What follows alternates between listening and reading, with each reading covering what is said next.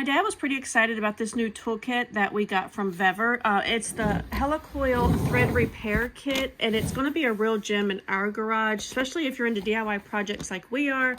So VEVOR sent it over for free for us to try out and just give them our honest review of it. So first off, it's the pretty big set. So it's 338 pieces covering both standard and metric sizes. It's got everything you need from, you know, the drill bits to the thread inserts and all the tools to rethread damaged threads, whether it's on your car, even lawnmower, or any type of machinery, really.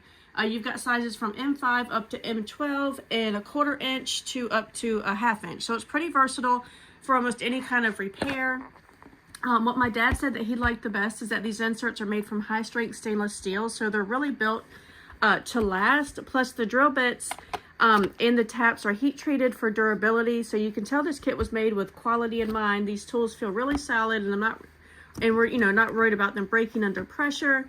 VEVOR even thought about comfort here. So the insert tool has this rubber coating grip, which we didn't think would be a big deal breaker or a big difference, but it's been really nice. So when you're working on longer projects, it gives you a good hold without worried about slipping, which is always a win for my dad.